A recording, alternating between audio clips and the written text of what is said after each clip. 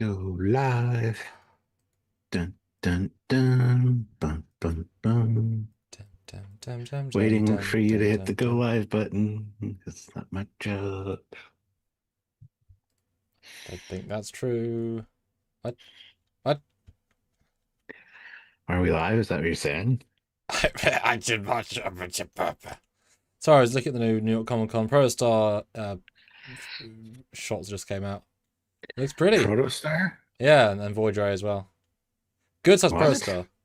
Yeah. All right. We need to have a slide going for these because we might have images to show. Because what the hell? Yeah, not about the slide at all. Just, just letting you all know. And it's giant compared to, Voyager, because it's obviously much smaller. But it's going to be like 95 Canadian. It's going to suck. I have no idea what you're talking about. What's going to be 95 Canadian? New York Comic Con. They just showed the Pro Star, the Master Replica, or whatever, fan home. And it's big because it's stout. But it's going to be like 90. I'm saying conceptually because I just got the Dauntless and it was like £65. That's like 90. It's like, a silly price. But I got to get it because Pro Star. Yeah, Anyway, that's one I got to get. I wanted one for a while. how you doing, everybody? Not too bad. How are you doing? Yeah, excited to talk about things and bobs with you, Stuart. And the people next to us in the pews. Yeah, we might have exciting new things to talk about after this weekend because New York Comic Con's going on, and who knows what's going to be revealed. Yeah. I mean, So, something. In theory, there's a shot of the new Academy ship that just came out, but it's a poster in the distance, so it's low res. Yeah. I looked for that. I couldn't see anything. I couldn't find it. So, Well, I did save it. but Yeah. if you want to do a slide so I could see, that'd be cool. I'm just saying. I can send it to you. Yeah, sure. Sure. Oh, so if people want to look at Well, the this live isn't thumbnail the about entire that, time. so. I know, but it's about the Athena. It's about Starfleet Academy. Yeah. Dear me. It is about Academy. Yeah, there might be breaking news stuff while we're live, like ultra breaking, and might might have to jump back in tomorrow and talk about breaking news. Who knows? Yeah, if I remember, you weren't here to talk about the trailer the first time, and I had a long bitch fest about the ship, which was thoroughly entertaining. Looks very much like an Andor class ship from that angle. Well, it's like there's another ship that's similar to that, but not definitely breaking the mold of their own mold. But yeah, Starfleet Academy. What do we want? When do we want it? January, apparently, as an actor accidentally leaked and then was removed. But once it goes out there, it's out there. It's January. How'd you feel? Really? January. Yes. That's very, very soon. Well, in the grand scheme of things, I thought it'd be like March. So, gosh, I mean, they've finished season 1 by like 6 or 7 months, so you would hope they would be. But it means they'll be what 3/4 way shooting season 2 by the end of season 1 release. So, yeah, I mean, they won't know if they'll get season 3 until season 1 finishes, and if they finish season 2, then that lines up quite well. Yeah, I don't know if you noticed, but yesterday they announced the boots. You can buy the boots from Starfleet Academy. Whoop-de-doo. Like, I know people that got the Starfleet Stranger Worlds boots, loved them because they were great. They're like $800 boots. So of course they're going to be great. Like, they're just really, really high-end boots from the same people who made the show boots. They're just so they're those again. But with them came pictures of the uniform, which we might talk about because that's what the lady on the right from that, a really nice clear view. And I used the Gemini AI to remove all the text from it because she was covered in text, and I did a really good job of removing that. So there's 2 uniform variants you can see in that. So there is stuff to talk about, as in potential breakdowny stuff, depending. But we have this Saturday booked with a video, so there isn't a slot for that. I'll start sharing. See you in a minute. Go for it. Yes. That will tell me to tell you guys, all 28 of you, to hit like. We have 10 likes right now. Hit the like button. Let's get up to 20 if we can. That'd be great. Yeah, like the video. Make sure you're subscribed to the channel. Click the notification bell icon so you don't miss any content from us, whether it be live or edited. and yeah, be part of the channel. You can join the channel down there on YouTube. There's a join button, or you can head over to Patreon/Trekyards and join us on a monthly basis. There's another way to support us. Again, we appreciate every little thing you guys can do to help out. Super chat in during this live. Anything you guys want to say about Academy, anything you want to see in Academy. You can also PayPal us at trekyards@hotmail.com, which is kind of preferred because we get more of that money. It goes to support the channel more directly because it doesn't get skimmed off the top by YouTube. So if you can PayPal, please do so. Any and all support helps. Just being part of the conversation, though, sharing these videos around also helps immensely. So do what you can, and thank you for joining us. Also, there are links in the description of every video to the Teespring and the TeePublic store. Some really great merchandise there for Trekyard stuff as well as other merchandise. And we encourage you to go take a look and see what tickles your fancy. Do it. So we'll get to these super chats in just a second here. But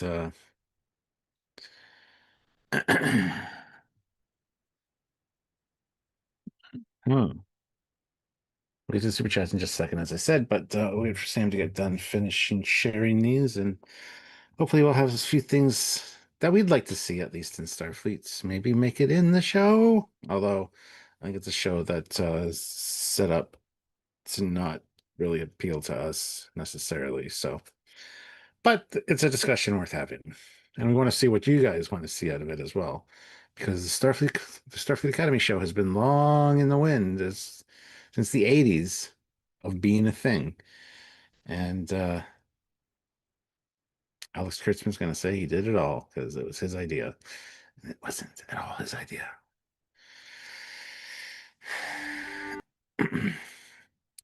Is the person on the left male or female? That's fucking Jet Reno, dude. That's a lady. Why is that a question? What's it matter? Did you she was in Discovery.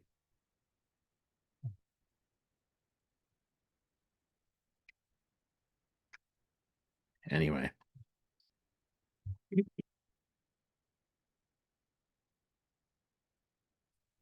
Yes. Hope that we see new starship designs in the upcoming show, as do I. Yes. That would be shocking if we didn't. I mean, they know. I mean, now they've got ship manufacturing back up with a new company. Then, I mean, how many millions have they made off all the Klingon ships? I mean, how much millions of stock they could not sell because they're Klingon ships?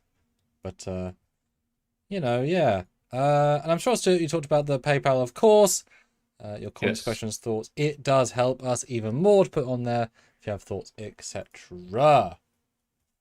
Yeah, what are people saying then? And then we can discuss. Well, let's get the super chats out of the way first. Olivia, $5. Want more Sam, but don't want to see Sam? Check out his fan films. Last short is a close-up of the Defiant. True.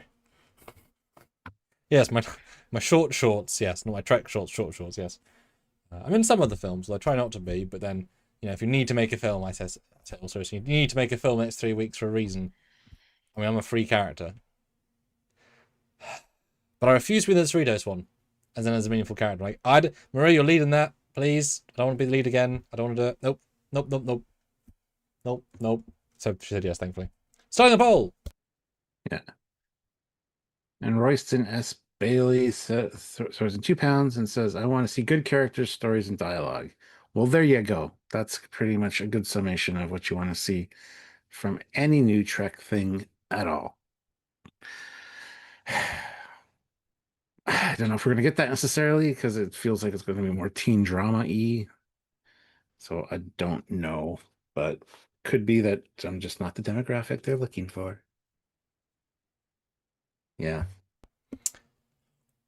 I always find that so odd. The idea of demographics. Just as a concept, specifically, right? Because if you make a kids show actually for children, like Scouts, right? Then you're literally alienating 90% of the population of Earth because it's not good enough for them quality-wise. And then if you have the children that then like it, As soon as they grow up, they won't like it anymore because they'll go back and watch it. It hasn't aged because it's done for babies. So it's content that feels wasteful because it's so not applicable. Whereas you look at the original Disney films, they're children's films, but they're not. They're dark, they're brooding, they're serious, well written, they've got Easter eggs, they're well animated. They're real films that for some reason children gravitate towards in a way that is, for some reason, like, and therefore people of all ages, and as you grow, you'll like them more in theory because you see them differently. But they weren't made for children, even though they were made for children. I never got the idea of, of pigeonholing. Yeah. Yeah. I agree with you on that. Whereas different with my fan films, right? Like my mum will often watch my films early, and she'll say, and I love it a bit, of course. She'll often say, "Yeah, but will people get that reference? Will people know that was from Voyager? Because I didn't know." I'm like, yeah, but I'm not making it for people. I'm making it for Trek fans, and the 1% that watch fan films are going to be hardcore Trek fans, you'd assume, right? Yeah. So I don't need. I shouldn't dumb it down for people because it's not for them, and that's okay. My audience is super small, but you should feel as an audience, wow, I noticed that, not thanks for holding my hand. Don't you have to explain what warp is every time, right? Etc. Yeah. But I'm not. I can't make money, and I've got a small audience, and so it's a different equation. That can be targeted, but they're also just hopefully good short films, right? It's like I remember a recent film. Someone said, "Oh, I don't know who the characters are. Why should I care?" And I'm like, "Well, they've been in 7 films each. It's not my fault you haven't seen them. It's not his fault he hasn't seen them. Like, it's not his fault he doesn't know who they are. But I can't start every film with reintroducing the characters. That's absurd, right? You don't watch season 4 of TNG and have to explain who Data is every week, right? So of course that's on you for not watching them, not on the show for not re-explaining, right? How would you possibly, not starting Lord of the Rings 3 by re-explaining the storyline? You're meant to know. If you don't know, that's entirely on you, right? Yeah. Yes. Joe Brown, though, $5. Hi, Joe. A full partial episode going into what the Doctor has been up to in these last 900 years. That would be a good one. Might get to look at post Voyager Endgame that we've Yeah. been wanting. That would be awesome as well. Yeah. I don't necessarily think that's going to happen. I think you might get a reference here and there from the Doctor, but it's not going to be anything in depth. Because it's been a long time ago. I mean, unless somebody directly asks him about Voyager, there's no reason he should be talking about it, honestly. Like, I would assume he's more famous for everything he's done since. Yeah, yeah. Right? But you say that, but also you can have singers from the 80s who are only famous for one song. Even though they've done stuff since, who'll always go back, who'll do things and ask to do their one song. So I can imagine you're known for your exploits on Voyager, even with your greatest hits, people still like the original. So, Yeah. Yeah, that's like one-hit wonders, though, which I don't think the Doctor would be. So no. Nor do I think his ego is such that he ever needs to best himself. He would just try to help more in different ways. Yeah. That's just me. Oh, yeah. But yeah, I could definitely see some kind of flashback. Again, they're not going to do it, but a flashback with the Doctor and like some of the other Voyager cast members would be kind of cool. Well, it's the most unique character they have. If he was as important a character in the show as Holo Janeway is in Prodigy, then you could argue things like that will happen. But if he's just one lecturer of 4 who's only in the Earth segment, which is only 3 episodes, then he's not going to have a whole thing dedicated. But theoretically, he's the most important character of the show in terms of what he could bring. So yeah, you would think if you're playing it as you expressed, really, really smart, they go to a planet, find a disease, and say, yes, this reminds me of Stide 400 when the USS Voyager B found it on Altex 4, and it hard cuts to Garrett Wang in Picard Admiral's uniform, the captain's uniform on the volume on a CG set, and that's a little quick scene. And oh, nice, right? That's easy, and it would be apt and appropriate. Or him talk about the burn, or him talk, 100%. But that involves him being a central focus. But certainly, if there's I would assume there'd be one story involving a Voyager, because you've literally got this guy. Because you think you'd use that in one way or another. Like, it would be pretty amazing if they did, like with Picard season 3, that's of course a very different team that really cared. But you can imagine they bump into Delta Quadrant species that come up to, say, the Kabali, and they don't know who they are, and it hard cuts to Voyager footage remastered to be HD, as it did with TNG, represented, because that would be a really nice way of showing it. Just there in the footage, right? Couple of minutes of whatever. That'd be cool. Yeah. You know, but that's just me. Yeah. Royston S. Bailey, 2 pounds. I watched TNG as a teenager and loved it. Well, yeah, I think a lot of people did. I think I was like 14, 13 or 14 when TNG came out. So Yeah, I think TOS is still quote unquote for kids. Like, it's for everyone, right? And it's an indictment on the world to say that kids could happily watch TOS in the 60s and I was too stupid to watch it now. That's an indictment on children and upbringing, because they did watch it back in the 60s. I mean, Doug Drexler, heard the name. So that's people, not the show. The show isn't not aged, Which would be sad, right? Let me say if that was the case. But you never know. let's see. Olivia, $10. Oh, thank you. Want more pugs? Do you need to see good gameplay? Are you interested on what is in a man's library and want to go shelf by shelf by shelf? Come to Captain Foley's personal channel. Yes. Well, thank you, Olivia. And since I was able to pimp my stuff, do you pimp your Hallmark series? Because I'm excited for that personally. Every day in December, there's going to be another Hallmark ship being looked at and talked about and discussed. Such a great idea. They're going to be short videos, but it's going to be one every day in December. So it'll be interesting because I've got a plethora of ships. Some days might be double ships or triple ships because I got more than 31. You see what I'm doing there. So, how many years of collecting is that? Oh, good God, I don't know. I don't even know when I got my first one. And how many of them did you put on the tree? Which is in theory is what they're there for.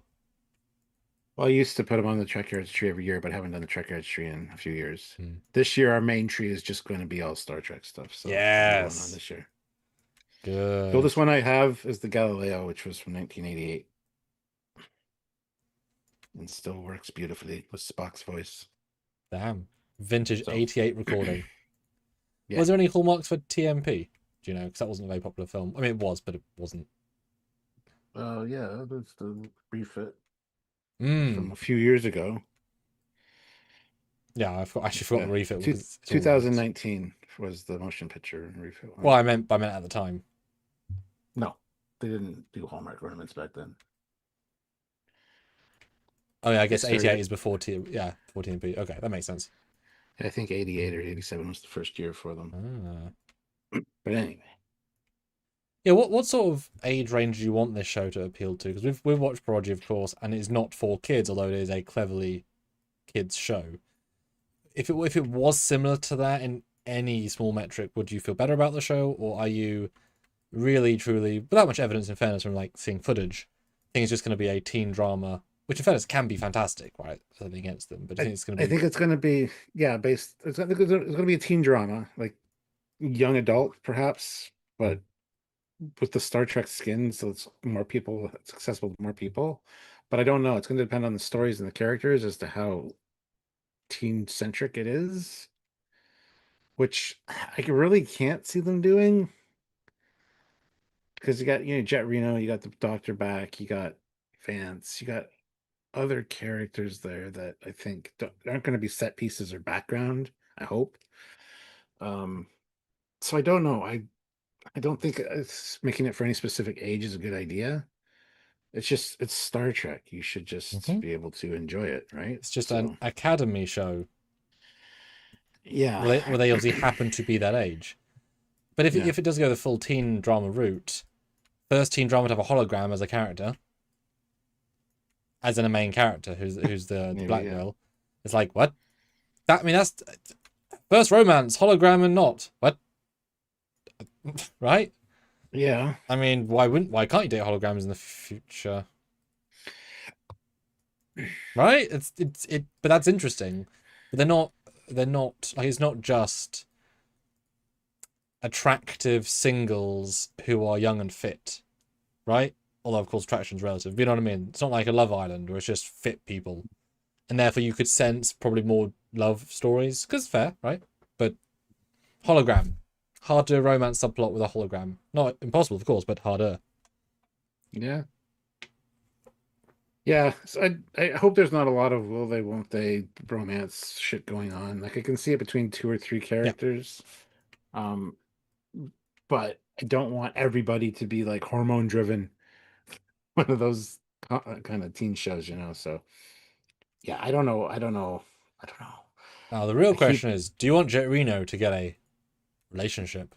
Do you care about Jet Reno's love life in Star Trek Academy? well, I think Jet Reno's great, so I'd like to learn more about her. I'd love to see her happy. Yeah, Yeah. yeah, of See, course. But Stuart. He's got. she's in love with her work. So Yeah. And so I feel like, do you know the word totty? yes, somewhat. It was in Red Dwarf. Totty, totty, totty. It's a very old phrase for attractive bit on male side. Okay. So I could see her using the word, oh, you're fine totty you are. She's that's a Yeah. weird personality towards a lady. Um Mm. just I see her in her an accent, of course, but that sort of odd textural context. You know, Yeah. she's not an average person. Although who is in this show? And Raj, yes, there is a comms channel on the duty rotation side of things on the Discord. Mhm. So go take another look, Raj. Yep. Uh, Royston S. Bailey, £2. Here we I'd go. like to see more of the Gamma Quadrant. Yes, I would like Mm. to revisit some things in the Delta Quadrants and see some Gamma Quadrant stuff. We do have a female Jem'Hadar, Hmm. which a lot of people are up in arms about, but I think is perfectly fine. And yeah, just let's learn more about the Dominion. Let's learn more about what happened to the founders, perhaps. So many opportunities to tell interesting follow-up stories to what we've already seen, or at least get a brief history lesson um, as to what happened after the events of Deep Space Nine and whatnot. Like, yes, please, you have technology that allows you to go anywhere, any quadrant, do whatever. Yeah, Spore So Drive. let's see it. Well, yeah. So let's see it.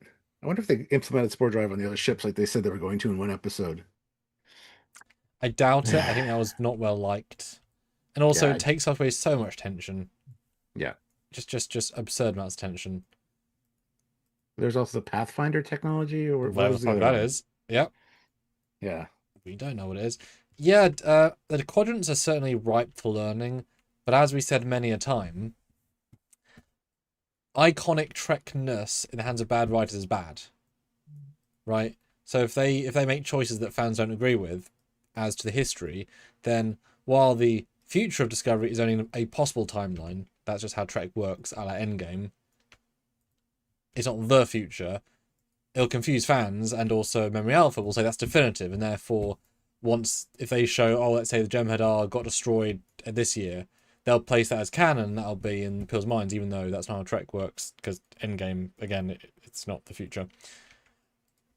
So it's like you know you make these big statements, and if this is a melodramatic show with bad writing, do you really want it to be the one that determines all of our stories ends? Because it's the future, right? If you take it literally, then if they once they say anything, boom, done. That's yeah, it. And no one ever Trek can ever do anything else. It's a really dangerous show in that regard. You know, Discovery did a good amount of new things, but also didn't really like explain them to the Klingons, so we do have some ambiguity. It's a dangerous show. mm, You know, they can ruin a lot of stuff or make it better. At the very least, they take a lot of guesswork out. You know, like if Picardo once says, "Oh, I never stepped aboard Voyager again," it's like, oh, that means no writer can ever do that, and that's sad. You know, so yeah. almost better than doing really simple stuff and keep it insular and small rather than these big themes. I don't know. Whereas the writing's amazing, they really care, then do it as much as you can. Turns out I writing's mean, important, Stuart. Writing's important. yeah. I mean, we got a little hint of they might be doing things that kind of flesh out the universe a bit because we got the what about the Prophet? What about Ben Sisko? Where did he go? We got that little tease of like a news thing. um, Yes. so yes, I feel butt coming on there. Although that could just be the exact same thing as was the Picard season 2 teaser of the Yes. Prophets thing on the table. They just did it because it was fun. So they might just do it because it's a fun ref, which it is. And we're like, oh my god, Captain Cisco confirmed return. It's like, no, it's a fun scene. Oh fuck, we just, right? Yeah. Maybe. Yeah. I don't know. I just hope we like the characters. And this might sound a bit harsh, Oh, but in the last, not including animated, right? Because they're their own thing. I guess don't include Stranger Worlds because we like them all. Which characters do you actually like that are new out of Picard and Discovery? And there are a few, but of just those two shows. I didn't mind Sutra. She was very nice. Um, I didn't mind Elnor, let's be honest. I think he was underused. He could have been a really great character. Um, that's Picard for you. Next, what was the next one? What was the next show you mentioned? Oh, just Picard and Discovery. Oh, Because Discovery. Stranger Worlds, we like most of the characters. It's kind of not really fair equivalency. Yeah, Discovery. I liked Captain Rainier at the end last season. Vance, all later characters, I might add. I didn't mind Saru, but he was one of the standouts, I guess, for the first season. I'd like Tilly for obvious reasons. Um, I wanted to like Bryce, and I wanted to like what was the other guy's name? Reese, but never really got a chance to get to know either of them very well. So it wasn't for lack of wanting, just never got the opportunity. So yeah, there weren't many that were very likable, honestly, for new characters. I didn't mind Lorca, but of course he was meant to be an asshole and not likable. So Stamets was all right. Yeah, as you expressed, it's Admiral Vance, it's both presidents, it's Saru sometimes.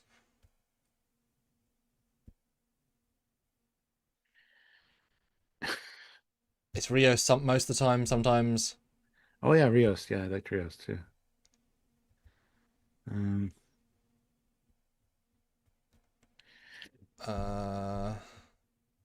The list is quite small, and that's sad.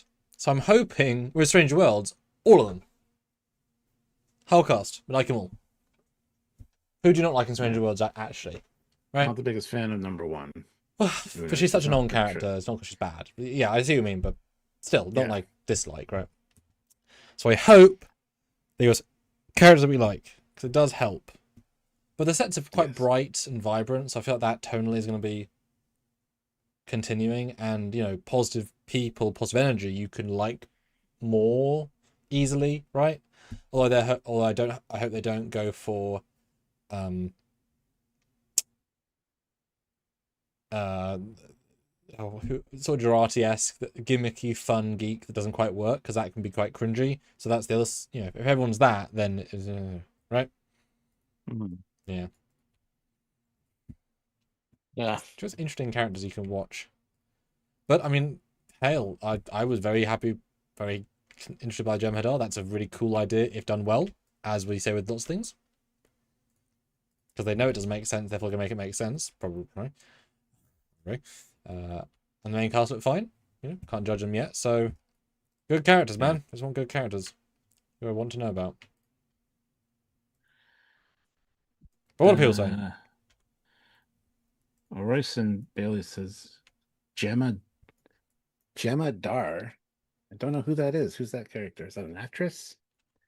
Do you mean Jem Hadar? Because that's not how you spell it. Um, Jem'Hadar. Gemma Dar. Yeah. Um, Scottish Nightmare says they ruined La'an in Stranger Worlds. They didn't though. Just for that one Oh episode, there's a bit well. of a bitter aftertaste. But then it's quickly glazed over the next episode, and it's like, okay, they did kind of ruin her a little bit, yes. But Yeah, but again, Cisco almost genocided a planet. That didn't ruin him.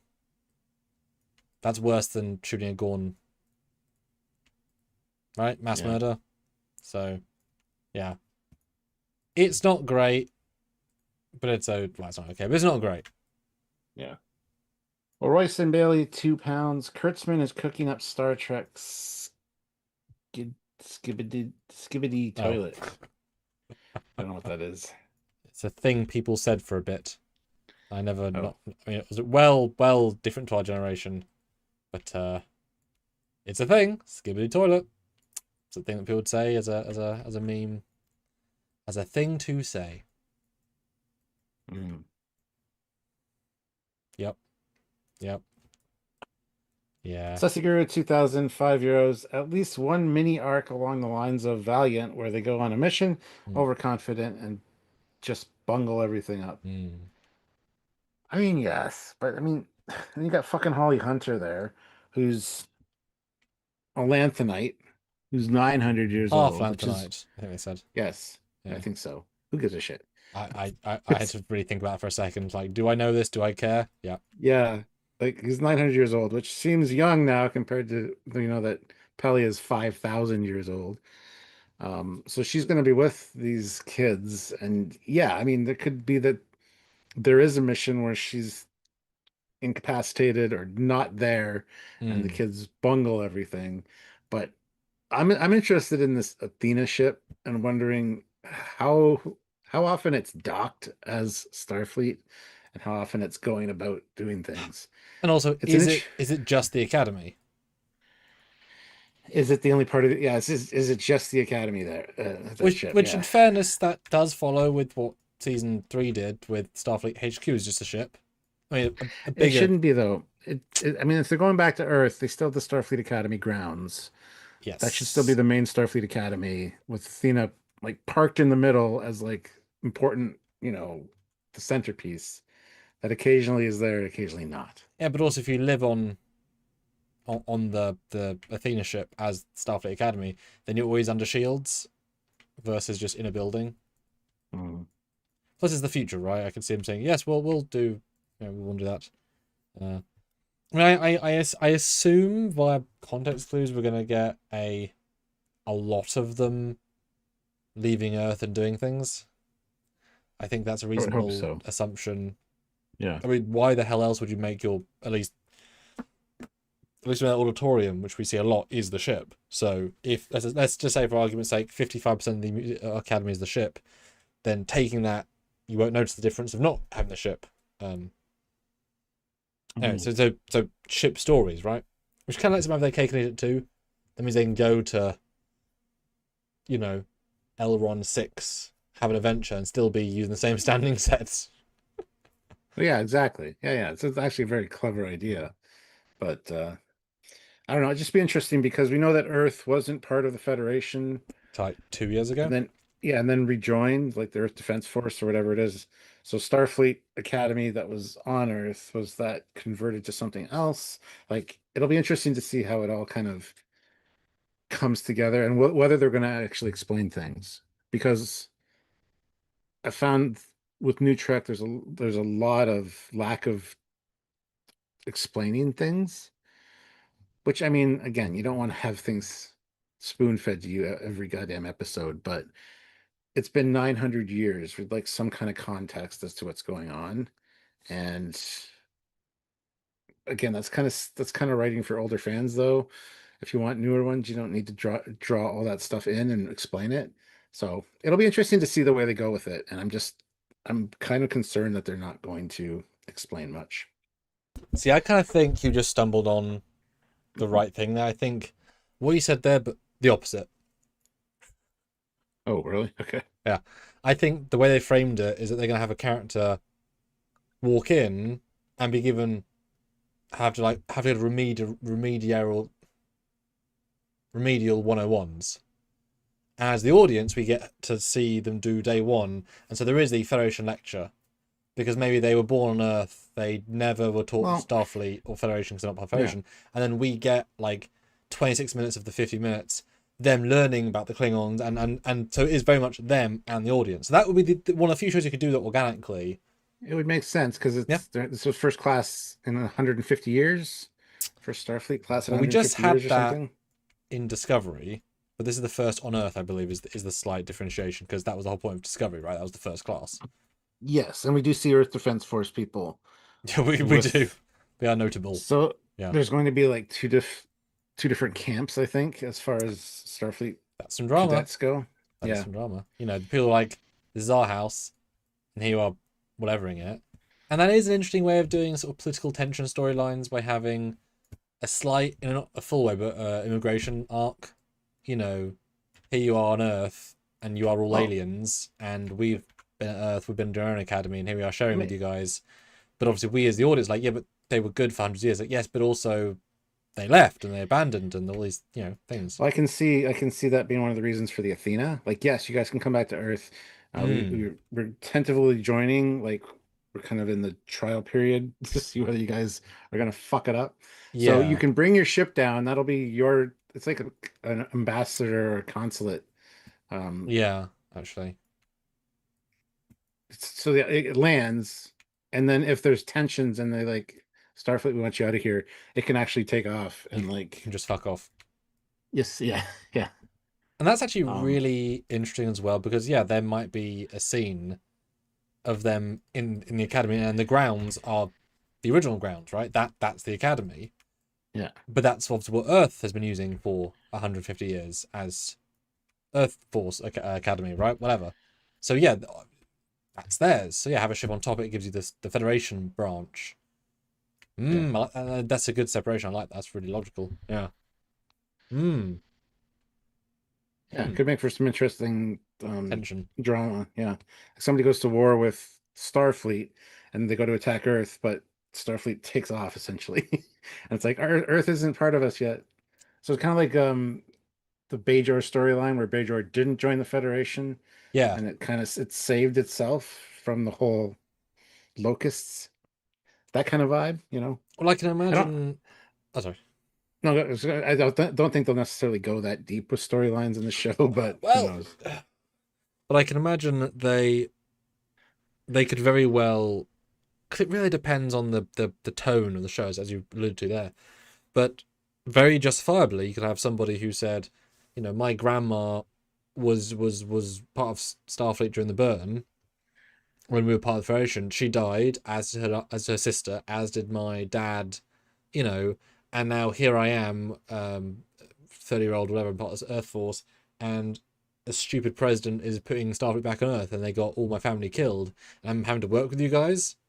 Like, fair enough, mate. That sucks. Starfleet brought about thing, whereas maybe Earth's been a really nice place in the last 100 years. We never got any context, right? It could be a really, like, no Mm, issue planet. yeah, But they don't want the Federation to make them a target. yeah. Yeah, there's good tension there. And I would be very inclined to burn flashbacks, personally, to do some gentle retconning, kind of flesh it Mhm, out. mhm. I don't know if he's still alive. I hope he is. But the Admiral, Admiral Tal, if you remember from the one flash thing back vision thing, because he had a good look with his one-off uniform. They had like 9 uniforms in one Yeah, season. yeah, yeah, Bring him back. That'd be cool. Have a Tal. He had a good vibe, yeah. right? As in a flashback. Eric Martin, I'd take Reno's course even if I flunked. It's the entertainment value would be worth it.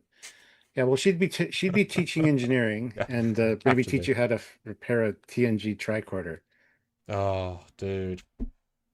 Oh, I mean, that is No, just no, fan that's wank. it. But That's an in joke here because he's got my Roddenberry tricorder. He's trying to fix it, so what's this? and 2019, he's had it for like 2 years now. 2016, 2013. Maybe she'd actually teach you how to fix a tricorder, and I could get it back. That'd be awesome. I bet he sold it like 4 years ago on the black market. Is he like he's slowly Fuck. printing a He's trying replica? to trying to buy a new one that Yeah, works to replace it, and he just hasn't found it but yet. like it has to be half the price, otherwise he's not gonna do it because he wants to make a profit on you. Uh, yeah, Reno. Yeah, I mean, again, that's easy fan wank, but that's also the joy of the shows, right? They have this contained universe, so that would be really nice if, yeah, 101 or 103, if they do an episode which is genuinely a Reno episode about the history of Federation tech. I mean, we saw in Picard season 2 and 3, they have all the phasers, like they have an archive, Section 31, more stuff was built or reused, whatever. So we know they have stuff. So they go through, and it's a nice like museum piece, the classic like glass boxes, and there's all different phases, and she goes through and pulls out, you know, a relativity tricorder, which was in Picard season 3, and it's like, and here we have this, and let this Discovery era person, there's no right knowing any of the fuck this stuff, but she learned, good for her. She's giving a briefing on a Voyager or Nemesis tricorder, and they're like, oh, is it not holographic? Well, no, dear Timmy, back in that day, it was all touches. Touch, beep, beep, beep. You know, that'd be fun. That makes sense, right? Yeah, Easy win. Easy bloody win. But that's for the fans, not for the story. yeah. Although it'd be nice, it'd be nice if one of the cast have a real appreciation for an old Trek era. As like a vintage thing, and so therefore they, in their room, have like a TNG, like the Enterprise Z Picard captain's room chair. He just likes that style, right? And he has a old desk lamp from like some really nice vintage stuff, which is not for us, it's just fun, but it's vintage to them. Or an XO1 person who has like, can you imagine? I mean, I'm really going off the top here, but like, I mean, that's what it's like, right? A Halloween episode, and they're all dressing up as different things for Halloween, and one of them comes in an NX1 jumpsuit because they're a fan of NX, and they're kid, and you know, like, right? Like, it's really easy stuff that doesn't change the narrative at all, but adds such a fun flair. And it's, you know, it's like dressing up as a 14th century lord. It's just, it's equally as silly and fun, and oh, Yeah. it's so easy. The thing that makes me upset is that oh, Tilly's not going to be in it as much. Apparently, there's rumors she's only in one scene in one episode. well, one scene. I didn't hear that little. I just heard an episode. What was the Well, it might only be one episode. I don't know. one But scene? God, regardless, that ain't much. it made sense for her to be a bigger part of this show based on what we saw in Discovery, where she was teaching the cadets and she decided to teach at Starfleet Academy. And that's what I thought the show was going to be based around.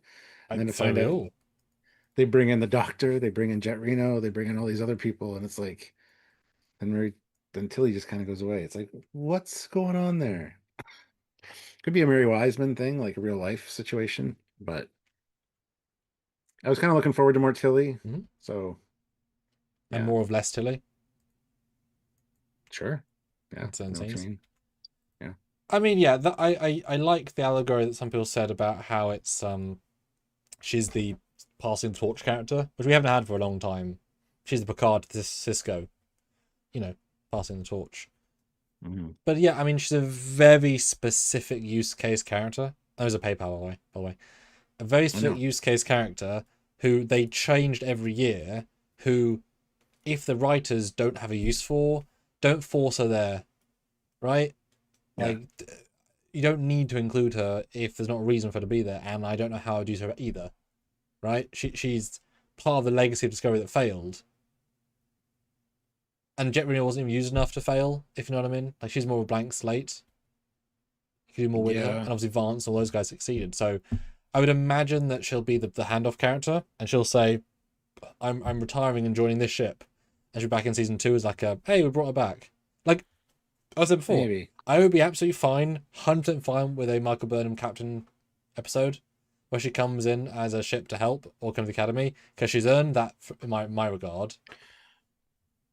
And I just read something too from Anthony Rapp that he might be coming in as Stamets to be a teacher at some point. Yeah, I mean, it's obvious, as in conceptually, like that's his thing. Yeah, like, you know, he's well fated. I don't know if the actors want to do it because they love the show, just because it's a good paycheck and it's none of the particularly hard roles. But also, you know, let's do stuff after. Yeah. You know, I got one super chat and then a PayPal. Super. So the super chat first. Sergeant Montgomery, thank you. $2. Professor Daniels, head of temporal mechanics department. I mean, bring Kovic in. Absolutely. I assume he would be in the show. Be odd if he wasn't. Not as a regular. I think he's going to be a cameo. Or guest star. Yeah. Like, he's too big a like, I don't know him very well personally, but as a director, he's too big a name to bring for a cameo, because a cameo is like one scene, right? Yeah. But just Daniels as a character would be darn interesting. Just the character of Daniels. Yeah. All right. Ray Ricks throws in a $5 PayPal. So thank you very much, Ray. Thanks so much. Honestly, this feels like an expensive vanity project. I'm not hyped at all. I just hope it has some solid writing and we see a state of gamma, delta, the state of the gamma and the delta quadrant. With the budget of this, we probably could have had 2 seasons of Legacy and maybe some Prodigy thrown in. Oh,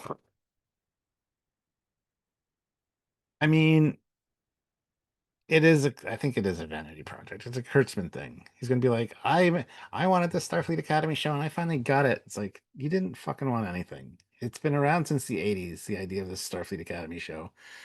Um, so you're just riding on the coattails of other people and pushed out good projects such as Legacy and a few other things, and just pushing these people under to get your head up above water to say, I made this show. Yeah, I don't know. It's going to be interesting to see how much influence Kurtzman has in this one, which I think is quite a lot, and whether that's going to show significantly in the storytelling and the quality. I think it will, and that's sad. So, You know, I hope someday you get to meet Kurtzman and you just like fucking get on with him super well. Just like you want to hate him and just like you really vibe with him. You're like, oh, for God's sake. He loves chicken wings and bloody Optimus Prime like I do. Ugh. and see, Dan Ben Yeah. says this show exists only because Alex Kurtzman always wanted an Academy show. No, he didn't always want a fucking Academy show. He's not a Star Trek fan. He That is was doing the something. other guy. That was of JJ, the other partner. Or it's Yeah, also. Yeah, he was a Star Trek Orsi. fan. Yeah. Yeah, but yeah, he's never been a Star Trek fan, and he always wanted an Academy show. Go fuck yourself. You haven't always wanted an Academy show. You're latching on to something from the 80s that people have been speaking about, which it was going to be a movie at one point. It's going to be a series of like Mm-hmm. it was going to be a lot of things. And yes, there have been some novels. There have been some teen, like young adult A books as game. well. Great game. And the game, yeah, Last time absolutely. Shatner played Kirk, which is The ridiculous. comics, there's been Starfleet Academy comics. So it's nothing new and it's nothing that he's wanted for a long time. And the fact that you're spouting that this is a show that Alex Kurtzman always wanted is an Academy show. It's just that that's propaganda that's trickling down. So it's going to feel like it's his idea. And it pisses me off. The only counter I'll say to that is I think I recall that part of the pitch for 09 was them at the Academy. Yes.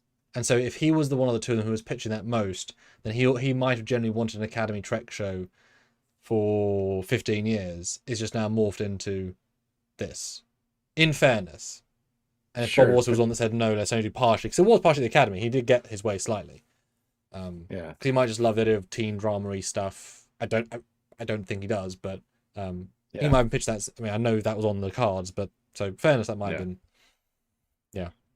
And Dan goes on to say that's what he said in interviews. I don't give a shit what he said in interviews. He says a lot of things in interviews Didn't he that never say come that true. Canon would line up at the end of season 1 Discovery to be patient, and that was what 9 years ago, 6 years ago. Yep. Didn't do that. Visually, canon wise, would look so much. Would line up at the end of season 1. That didn't happen, so he does lie. Yeah. Yeah. Yeah. Dan Ben, member for 11 months at the rank of ensign, says any predictions on opening credit or theme? Oh, I love that. Good question. I mean, no, because I haven't thought about it. Let me think about it. Yeah, like tone or like what do you mean exactly? Oh, that's great. It'll be a jazzy, upbeat tune, I'm sure. Yeah, I'm picturing starts out with the Golden Gate Bridge. You got some fighter things flying over it. Cuts to inspirational music. Cuts like a wall of names. Cuts to a faceless. It says animated. A faceless cadet walking into a building. The lights turn on. There's a big symbol of Starfleet. Dum dum dum dum. And then the ship takes off and it warps away in the atmosphere because fuck it, let's do that. Like 1 second it goes away. It's like Jesus Christ. And it goes through space, finds a big alien creature, a Gormagander style thing, and then inside a black hole, and then shuttles launch and there's a kid at the helm going, again, all that think animated, cell shaded, whatever, with names, and then a giant a star, and the ship goes up to it. As it hits it, it goes ding, goes black, big explosion. The Academy ship comes past us.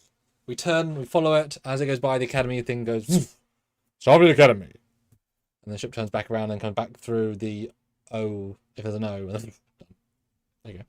Yeah, I like all of that, except I think it's going to end.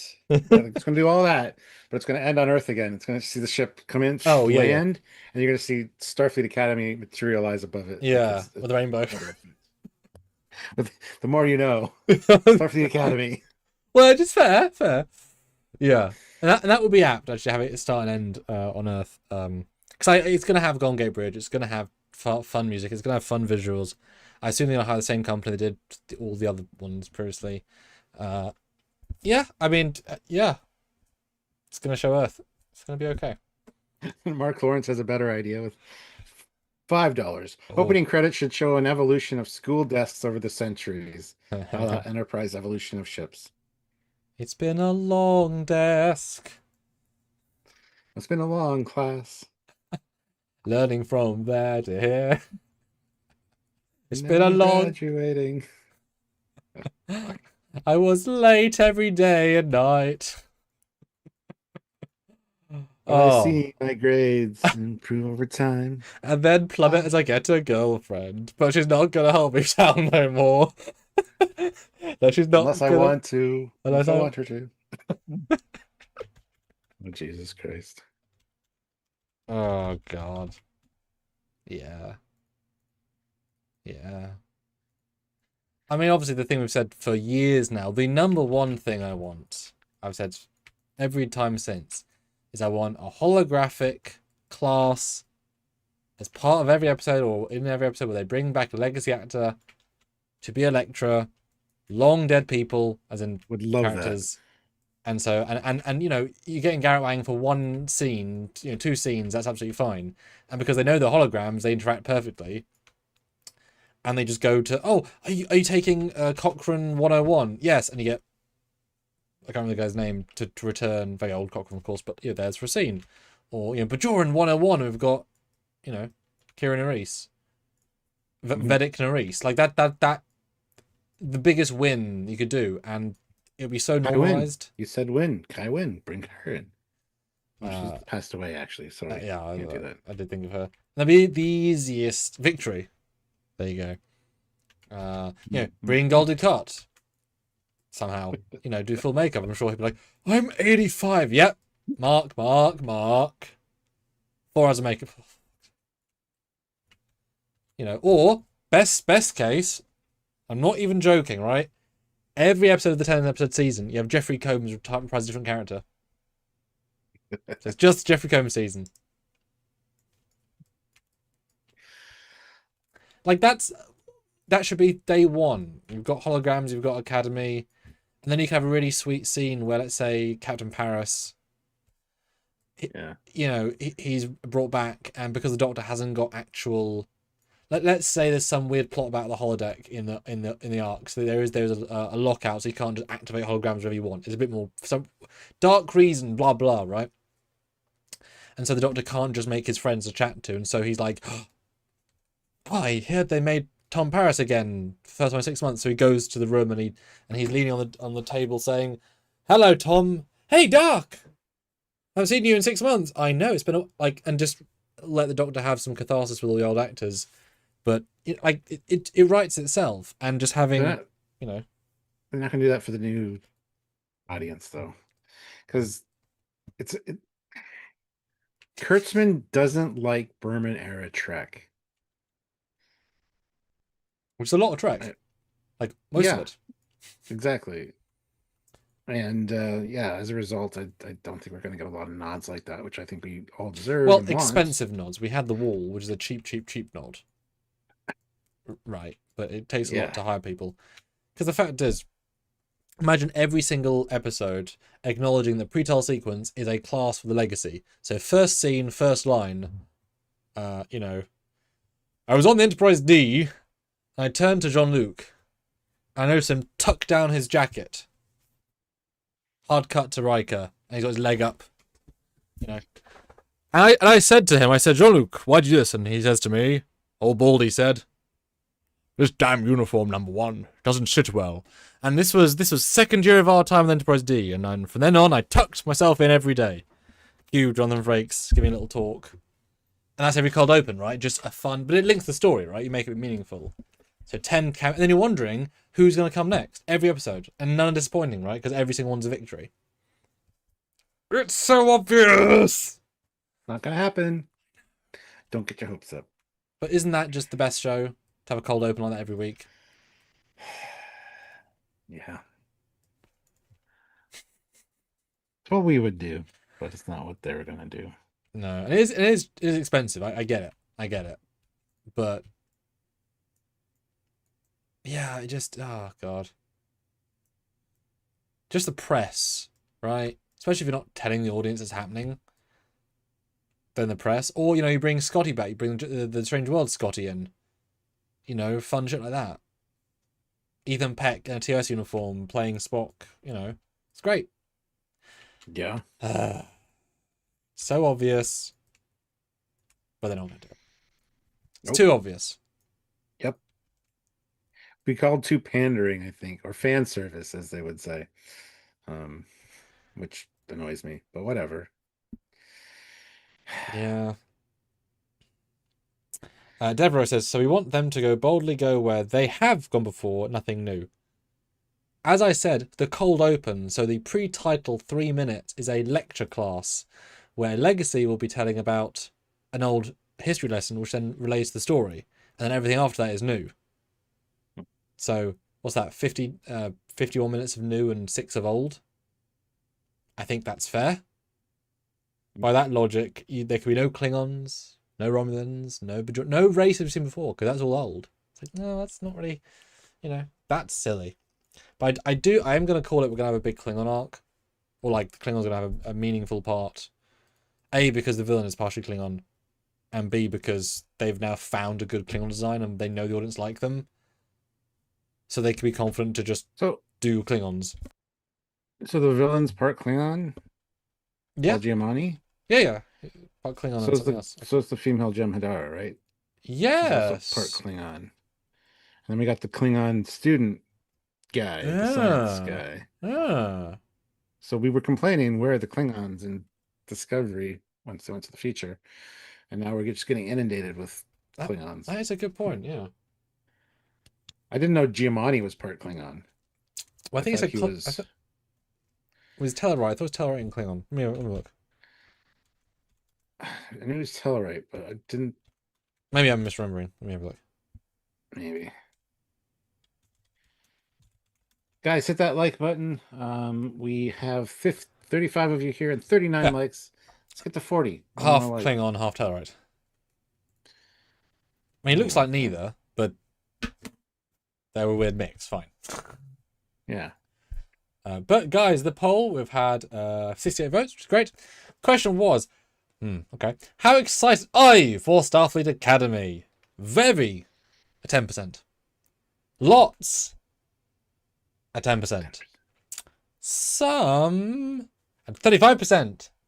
Oh, not at all.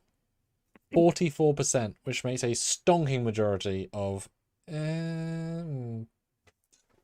I thought it'd be not quite that. I'm surprised.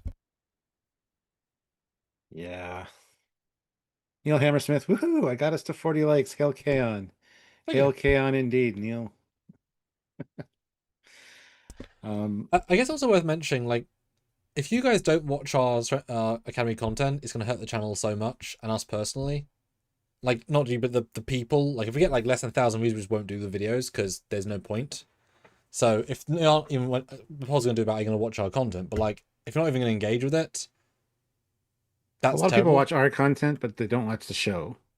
I've heard a lot of people say that over the course of Discovery and other shows. So, because they want our reactions to it, but they don't necessarily want to watch it themselves. It's just shocking to see Strange World reviews go from like 6,000 to like 2,000, which just shows the interest is just dying. And we can't live off that. That doesn't work. So if you guys don't care and don't watch, then I just won't do content on it. It's sad. it's a new Trek show because we can only take losses so many times. We're kind of at capacity for that with the with Lower Decks and Prodigy. It hurt. So here's the poll, guys. Vote. Go out in the poll. Let's see. What else can we talk about with this? I'm wondering again, but Paul Giamatti is going to be bad guy wise. Like, I can't see it being a galaxy destroying. I fucking hope not. I hope not as well.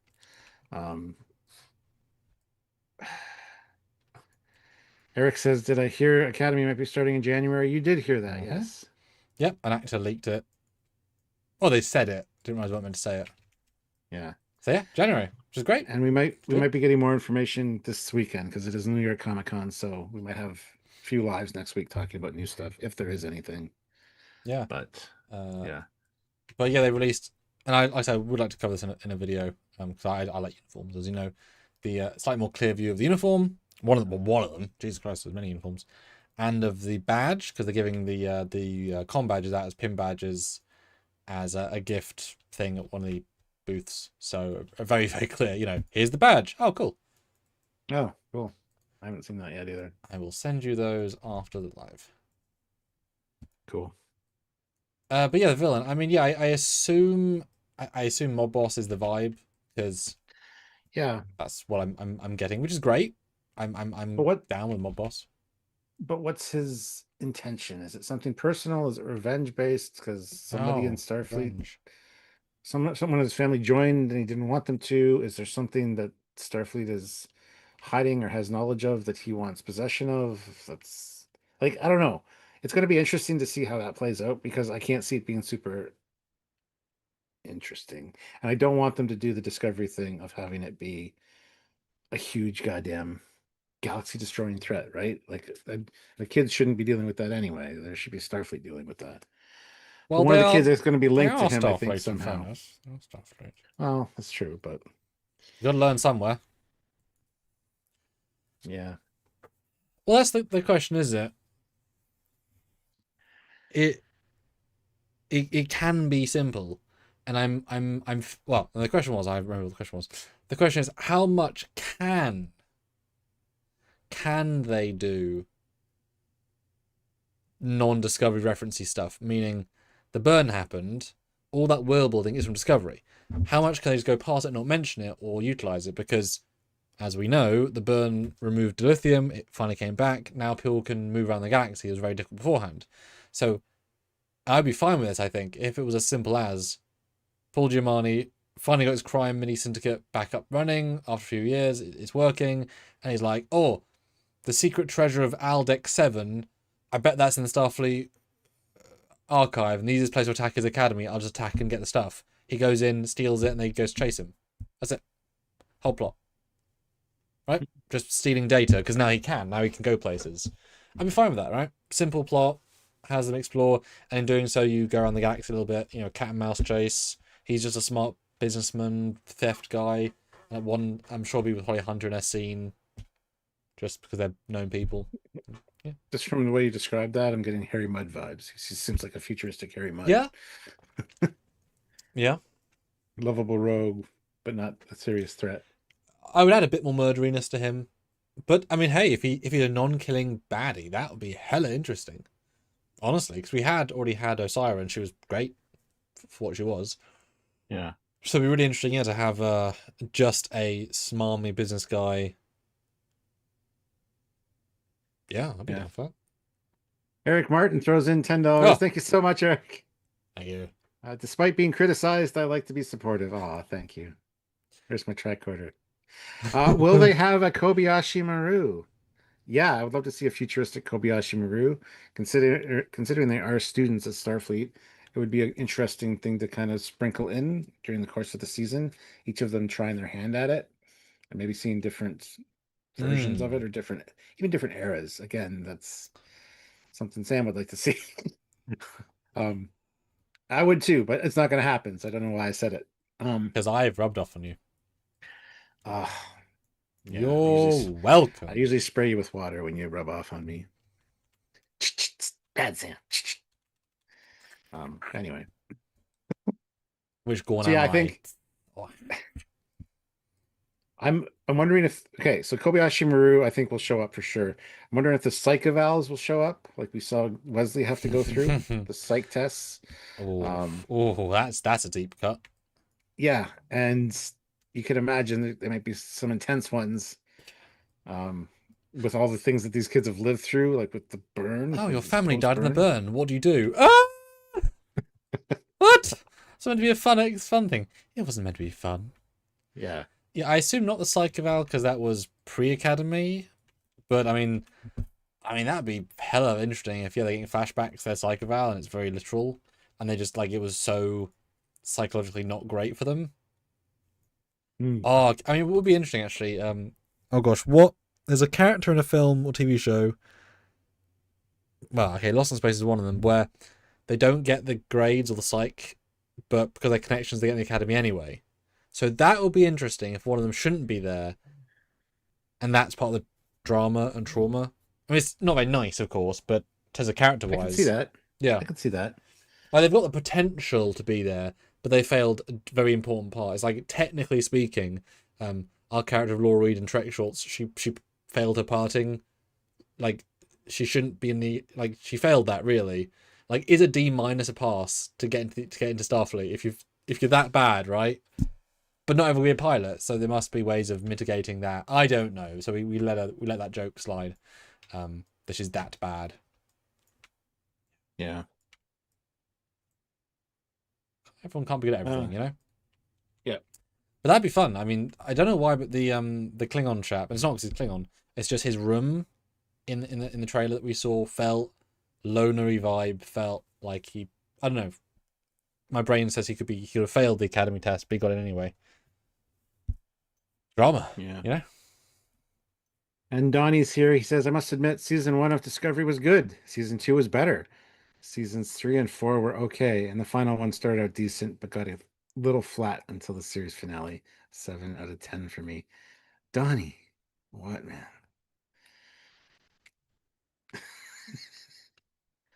Oh, you've been with us this whole time. We see your scores. We know you. All You're right, so optimistic. I'm gonna have to do a poll based on that, Stuart, because I want people to read out the results of this post. 35 votes is pretty good, so read out them. All right. Are you going to watch our Academy review content? Yes. Episode reviews only, 20%. Yes, lots of content, 51%. And no, just nothing. Sorry, 29%. So that's good. Although only 35 people, of course, but still. All right, poll coming. Poll incoming. Let's see what's going on with the likes. We have 48 likes. It's good. Another 2 likes. Get up to 50 would be fantastic. Keep the super chats or PayPal's coming. Let us know what you guys want to see for Starfleet Academy or any suggestions you have, storylines you'd like to see, things you're hoping for. I don't know. Let us know. We want to hear from you. All right, read out the poll. It's just for you, Donnie. Let the audience put their thoughts in. Right, read it out, Stuart. Was Discovery season 1 a good season of TV and Star Trek? Vote now. Although Yes. part of me said it wasn't TV or a streaming show, so it's not even a television show. But that's nitpicking. It's a TV show. Yeah. Even though it wasn't a TV show. Rosh says, if Pelia is still alive, I'd be very surprised if she does not appear in Star Trek Starfleet Academy. I'd love her to show up. Can you imagine a 10,000-year-old? Well, no, she'd be 6,000. Sorry, my brain. I thought she was 9,000 for a second. Anyway, a 6,000-year-old Pelia showing up? That'd be fantastic. Oh, she'd go to, what's the name of the lady that you hate? Holly Hunter. Admiral Hunter! You're so young! Are you out of diapers yet? Look, Pelia, no, you call me Mrs. Don't treat your elders with respect. Yes, mistress, that's better. When you Mistress of the Winter Constellation. When you were in your diapers at 1,000, I was flying on the Enterprise with Scotty. I made him shit himself that one time and they're gone. Holly Hunter's only 900 years old, so she hasn't been born yet. That was when Strange New Worlds was the thing. I mean, hell, if that's a plot point. Imagine she's Maybe Holly Hunter is her daughter. Uh-huh. I was about to say that. That would be first scene is Strange New World, and it's Penny giving birth to Holly Hunter. Fucking hell. I'm down with that. That's great. That's Oh, come on. That fun. has to be a thing now. That's really fun. I don't that think it lines has up to be exactly, but that's really fun. close enough. When Yeah. you're 900 years old, you're just going to round Yeah, no, 100%. numbers. You're not going to be 917 years old. 900 years old. That would be Yeah. so fun. Like, first scene is Pike. Captain's log, stardate. Because they've got the sets. So it does a Oh my scene. God. Penny is pregnant. She gives birth. And then it says 903 years later. You know, dum dum dum dum. Mom, don't come and see me. Look, Admiral, have you done the dishes yet? Mom, I'm not. I mean, that's pretty funny. That's pretty great. I'm down with that. That's a really fun little arc. Yeah, that's creative. That's really creative, yeah. I'm sure they'd riff off each other really well. These two just super random women portrayals, right? Like really unusual character actors. Would you guys want to see that? Pelly give birth to Holly Hunter. God. I'm just so upset it's Holly Hunter. I can't stand her. I don't know her from anything, so I don't. Well, she's in Batman v Superman. Yeah, but she's not enough in that to be memorable. I don't remember her in that. She's lady. She's woman. She has no part. She got like, yeah, third, fourth biggest part, but that's okay. It's a nothing part. It's a nothing part. She's like the judge in 2 scenes. I don't remember at all. Then blows up. She's not a judge. She's like she's a politician, and yeah, the peach tea, which is piss. So yeah, I'll be honest. I don't remember her from it in any meaningful way. She's not a good actress. I'm not surprised you don't remember her. I'm sorry that I do remember her in that. Like, I remember the guy in the wheelchair. I remember blew up. Yeah. Yeah. I remember Jim Olsen vaguely from the start because he got shot or something. Like barely. Yeah. She wasn't important in that movie, as far as I remember. No, I can't remember many scenes with her in it, but there's 2 that I. So she was fourth build. And well, no, I don't know about that. I just think character-wise, it's pretty. I can't stand her. Alfred be higher? I'm just no. For build, yeah, I would think so. Yeah. Anyway, but that would also be really fun though if, and again, this is very much a pitch, but first episode, and I'm not joking, starts in Stranger Worlds. Pike walks onto the Enterprise. We have a scene with Pike and Spock, and Pelly's there, and she's pregnant or pregnant through the episode. They're at a nebula, and they say in dialogue, in about 900 years, this is going to do something special. And then for some reason, either linked or not, Pelly gives birth. Congratulations, a beautiful baby girl. I hope she does well in Starfleet, whatever. And then etc. And then it cuts 9 years later, and the same nebula pulses, and there we go. There's the first episode.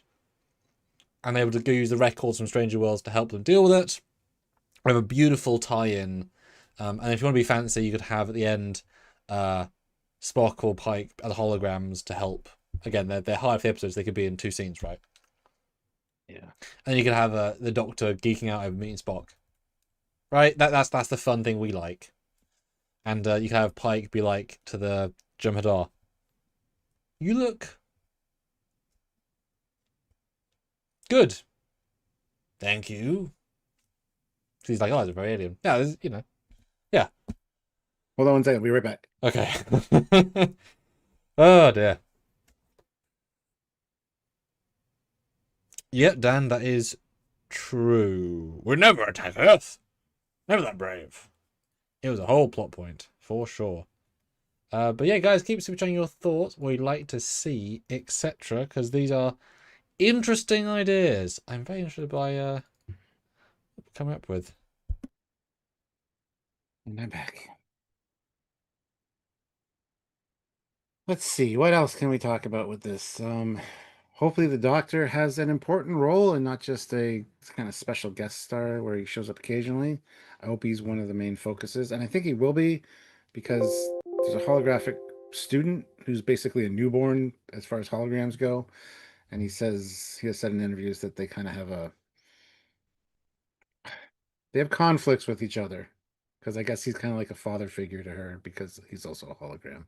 So that'll be interesting to see. But again, I hope they don't glaze over that he's the Doctor from Voyager, and I can't see them doing that necessarily. I don't know. I there's just so many potential stories for like flashbacks and things that would make sense, but again, you're going to come across as pandering and not necessarily to the audience for that they made the show for. And yet they are going to pander for Discovery. Well, I'm just saying they're gonna whatever. Oh, Michael Bowman's the best. Oh, Paul Stamets research. Oh, because it's all over the timeline. But they're gonna pander because if that's pandering, right? Oh, yeah. can you imagine? And it's never ever gonna happen. But could you imagine if they said, "Oh, Stuart, what?" And let's see if you can. Let's see when you get what I'm putting down, right? Tell me when you think. You know, I'm just trying to get out here. They say in the writers' room, right? We're starting this new Academy show, and everyone loved Picard season 3. Everyone loved it. And for some reason, the last episode really grabbed people in a way that we weren't expecting. What should we do in academy that would leech off that success and maybe replicate it? What could we do, Stuart? What could we do? Bring back an Enterprise. Close.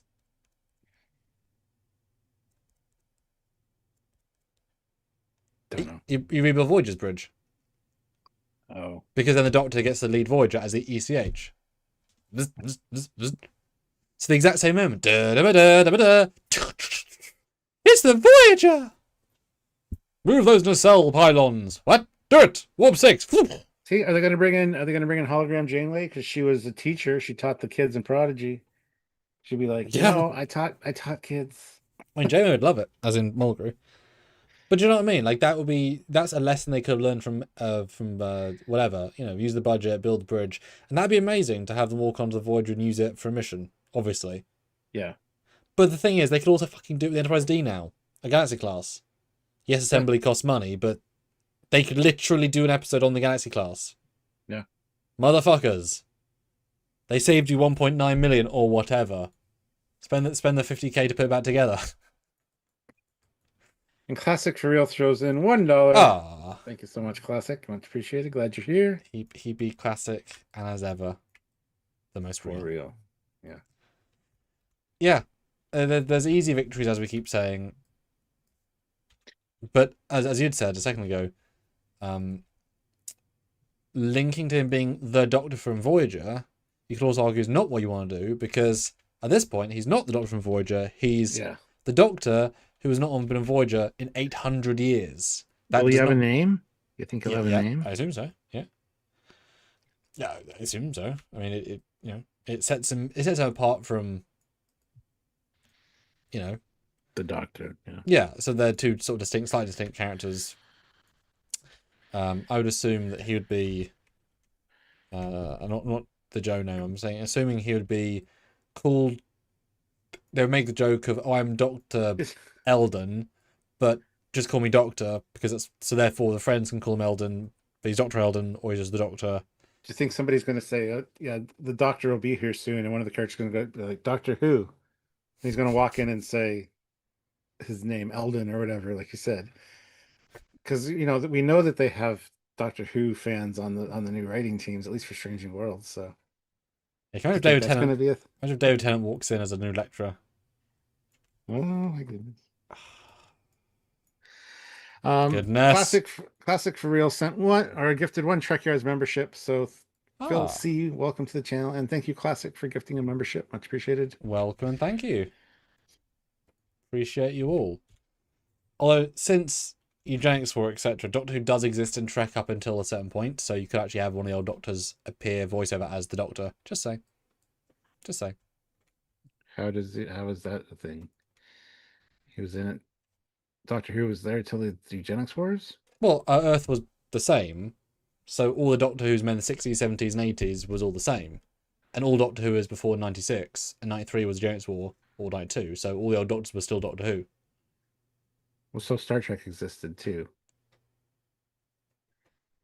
Well, no, except Star Trek, of course. Oh. I mean, of course, apart from the one thing that it can't have, you could argue it has Doctor Who because, right? I'm saying if it's our Earth, you could say that. It's not meant to be our Earth, but you could say that. Yeah, how do you feel about that, Raj? Only critical, sure. I mean, whatever. You know, gay, bi, it's all good. All good. I mean, hey, if you're dating different species, you sort of multi-species as well. You know, it's all good. Everyone's valid. Yeah, it's like I have an episode of Trek Shorts where we acknowledge that Red Dwarf exists because it could have existed before a certain point, and one of the biggest jokes of it is that the new series didn't exist because, of course, the Eugenics War happened. So they make a joke, oh, there's 7 seasons of Red Dwarf, and fans are going to say, no, there are 20. Yeah, post-Eugenics War. So that's a whole plot point. And I was like, oh, I want to use this thing for one episode. Okay, for you, it's post-Eugenics War, I can use it because I know. Yeah, so that's, yeah. Gotcha. Yes. Yes. But yeah, I mean, the gimmick is obviously the Doctor. People saying how much is he going to be in it. I assume every episode and decent chunk of every episode. I think so. I think he's going to be like Janeway for Prodigy. Yeah. Kind of a linchpin.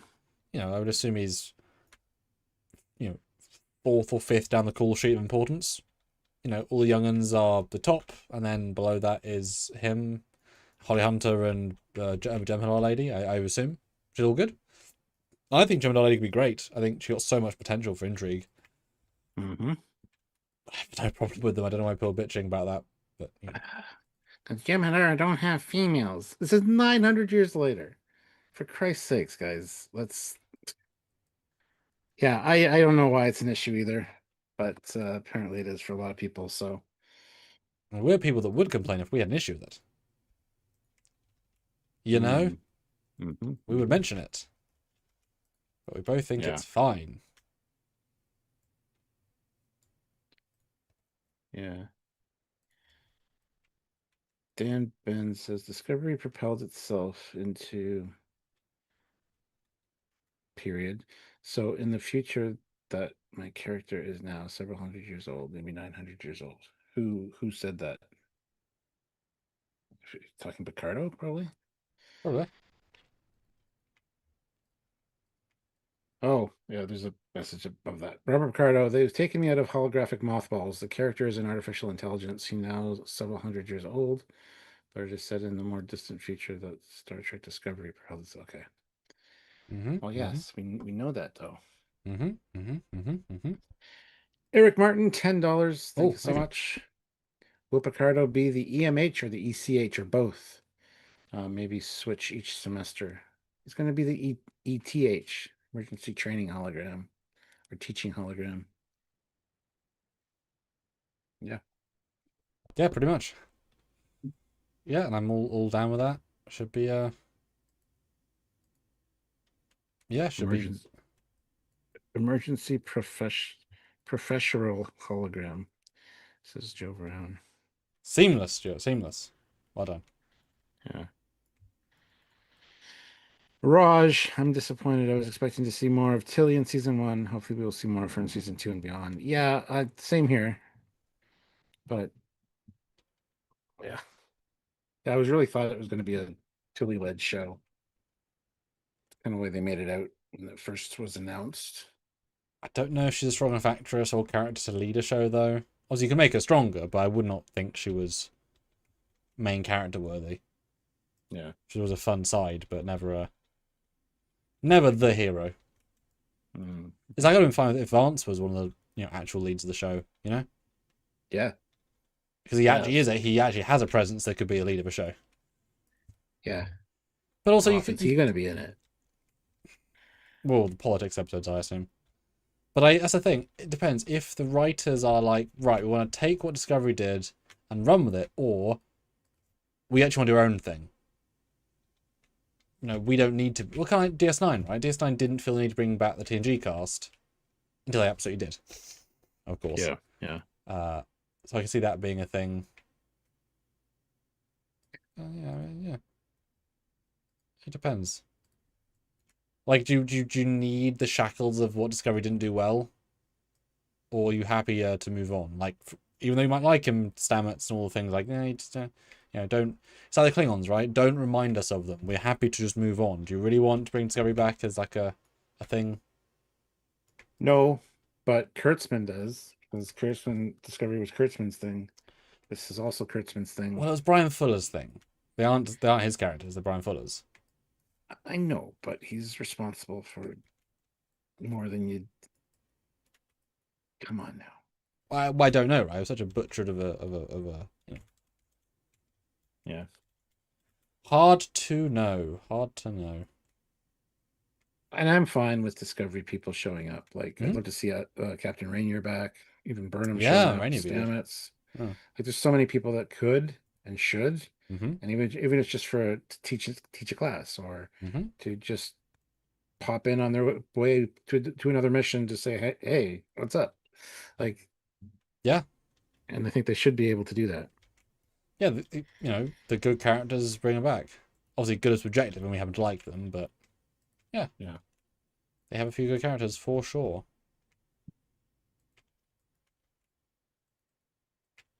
Raj says I was hoping to at least have Tilly Mary Wiseman make a guest appearances. Well, she's going to be on one episode at least, so. Mm-hmm. But Well, it's like Placid Friel says I think Brian Fuller was just scapegoated. No, not at all. It's all his fault. yeah, I mean, Michael Burnham's his character. The Marine is his story. He changed the Klingons. He did the ship designs. He started the sets. He's the one that had the first two episodes written, which set the tone. And his showrunners who knew his vision kept it going season 2 until they were fired. He's the one that said no cage uniforms until either they're made. He swapped them last minute. Right? Yep. No cylindrical nacelles. No. Well, what didn't he do, honestly, on Discovery, the original? And if they've spent 20 million on the look, then they can't change it, and we're stuck. What's Brian Fuller done the last couple of years? Because I don't, Not much, I don't think. he had a zeitgeist. And it's kind of satisfying in a small sense to know that doing a bad thing and getting bad views and internally knowing it's kind of your fault can hurt your career. That sounds a bit harsh. So. But, yeah. Yeah, he did Hannibal and all these things. And then, yeah, he's credited for 65 episodes of Discovery. Of course, wasn't him. American Gods 2021. So he hasn't done anything. Now he's done something called Dust Bunny 2025, which is a movie, which he'd written and directed. So he's finally got something back this year with Mads Mikkelsen and Sigourney Weaver. So his first thing, and it's currently a 6.6 on IMDb, which is actually worse than Discovery rated, apparently. So yeah, he finally has done something new in 4 years. Which is a long time in Hollywood. Well, I remember when Doug Drexler said, "Oh, Brian Fuller's leading this. It's going to be good. We can trust Brian Fuller." And I was like, "Okay, cool." Nope. Yeah. Let's see. We got Mark Lawrence with $5. Oh, would love to see Walter Koenig back as Chekhov to talk about the Battle of Procyon 5. Yeah. Yeah. Yep. Yeah. Yep. Annoying critic says, I don't think I want a mob shouting duty, honor, service. I don't either. It's a little bit harsh and militaristic. Yeah. That said, Okay. that said, that scene that we see them kind of doing that could be kind of played for the negative that it is. That one of the rules for joining, for having the Academy on Earth is that all Academy students must undergo space command training, which is more militaristic. Space Command. Earth Command, whatever. Earth Defense Force. Yeah. So like. Oh yeah, I can see that being a thing. Yes. Yeah, and that's all it is, right? It's just like that's the training we've done for 50 years, so it's more militaristic, makes sense, and then it contrasts with like, which right? Yeah, that could be part of the agreement to get the Federation or Earth back into the Federation. you kind of. need a certain part of the curriculum to be Earth defense based training. Yeah, that'd make it interesting. And then it's a Um, really small scene that's visually so different from the trailer, but we're giving too much credence to unless you know the context, which is it's not a big thing. It's actually meant to be a plot point of like we don't love and this. that could be some of the uniforms we see in the trailer as well, which are more tactical in their in nature. So yeah. That's my assumption. Those are them anyway. Yeah, yeah. Like I say, there's a lot of the things that we're like, there are really clever ways you can make it work. There truly are. Mm. You just gotta hope they do it and make it good. Yeah. But Stranger World, man, what do we say for all the things they didn't go into the trap that we felt for a lot of them? Not the same Hmm. team by any means, but you can show stuff that like, Yeah.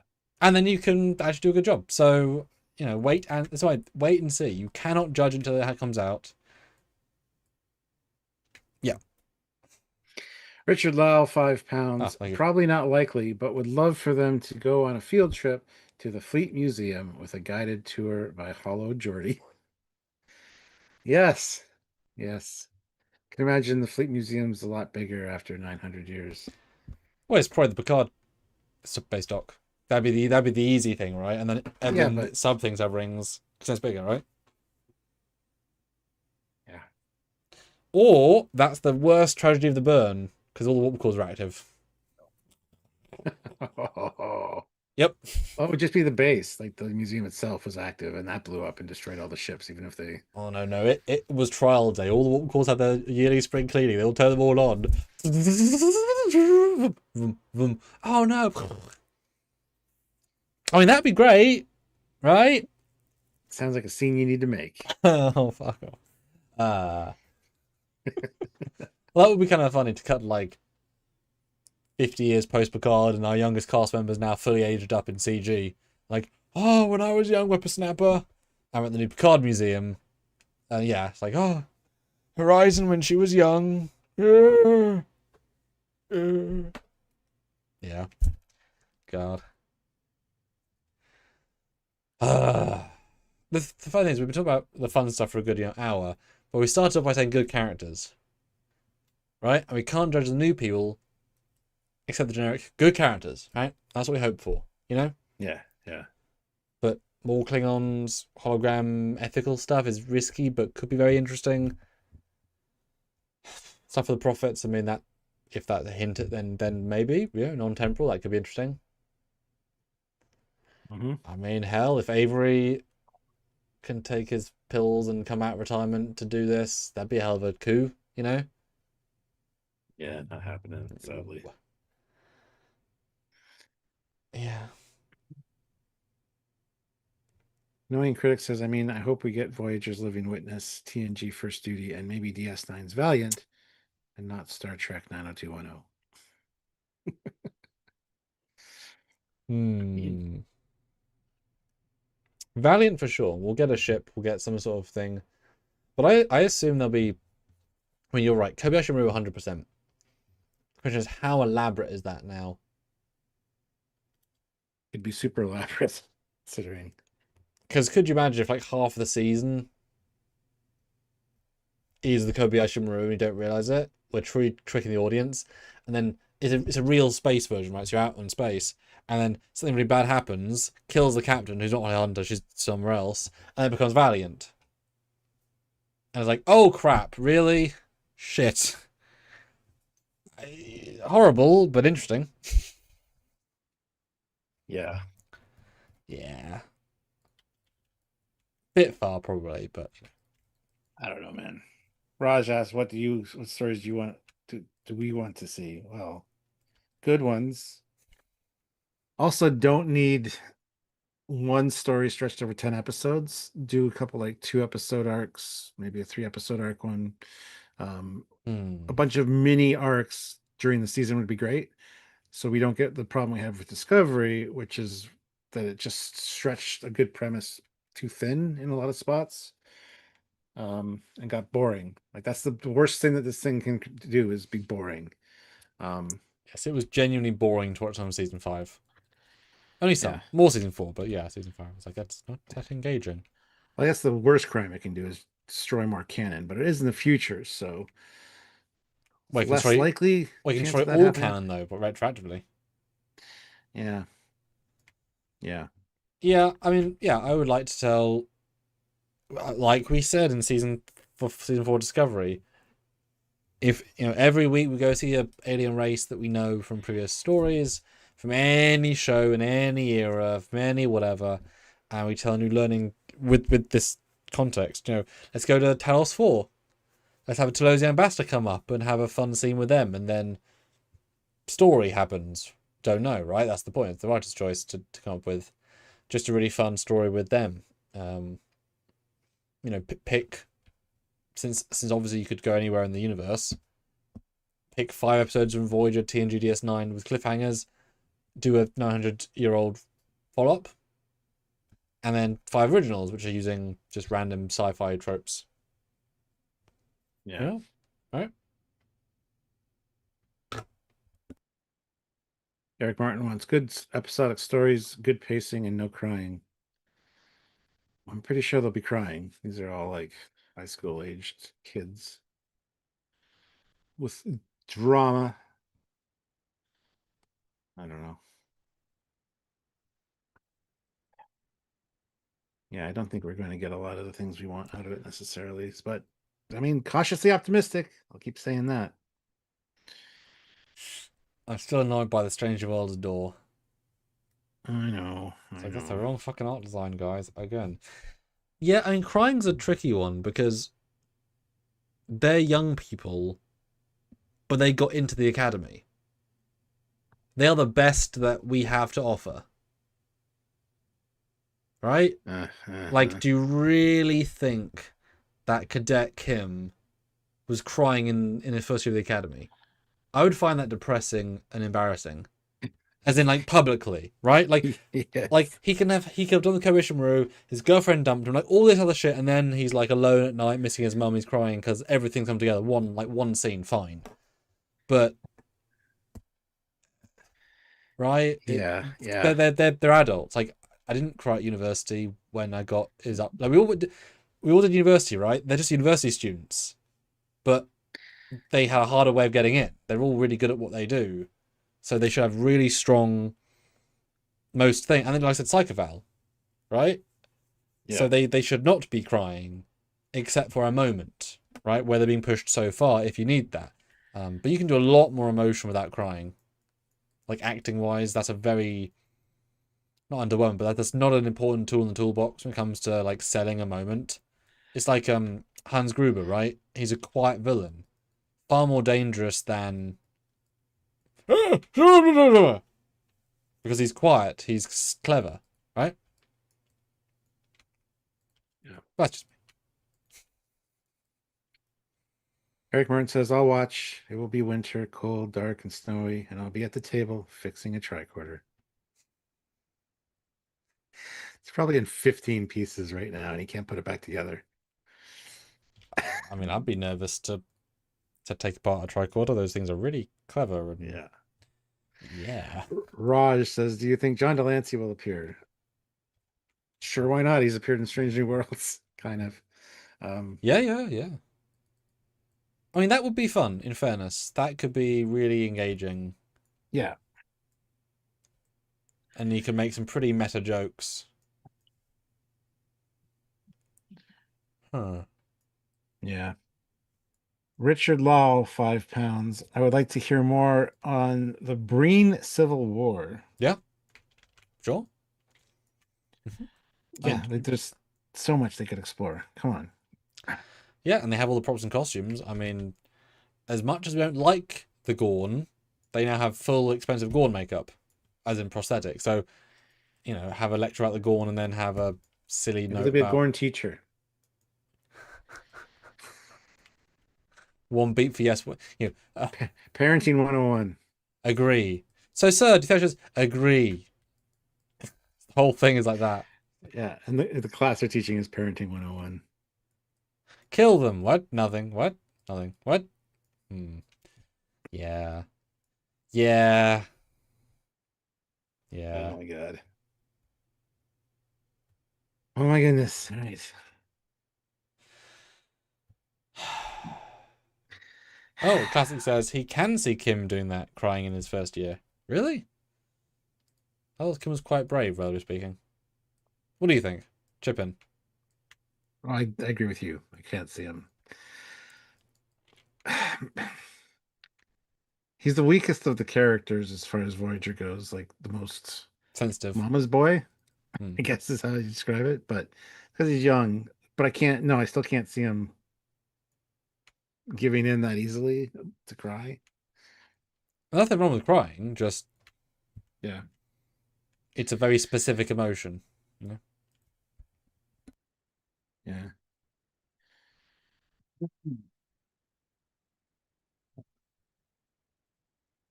Hoping it doesn't suck is this what this whole conversation was about. And it's And funny how I'm we had glad that it's January because that's coming up quicker than you think. Isn't that horrifying? Yeah. Hmm.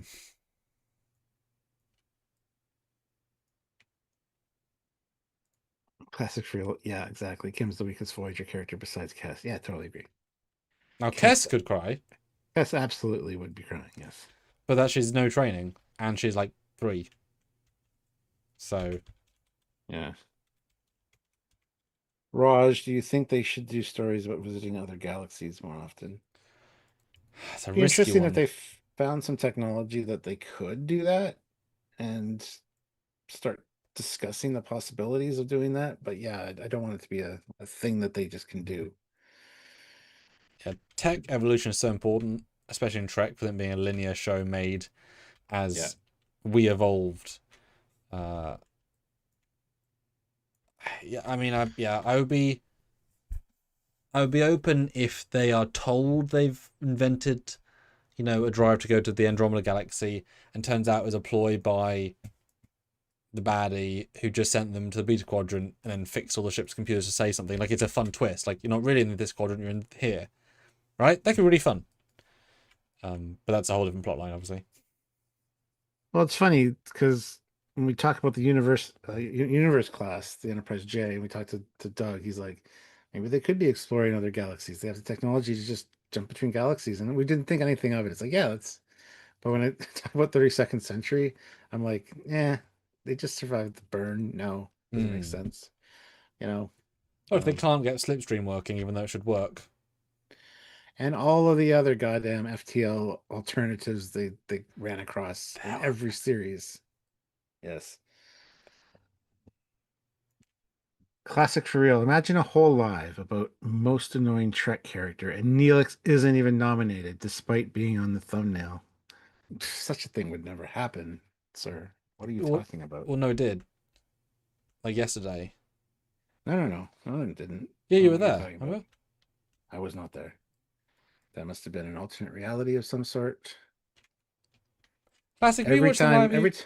Were you there? I feel like he's. every time we do a live where it's viewer's choice, everything on the thumbnail is always the first things that people super chat in for. Every time. Every time. So I don't know what you're talking about. Every time. Yeah, every time. In order that they're on the thumbnail. And then we start drifting off into the other Every stuff. time. Yeah.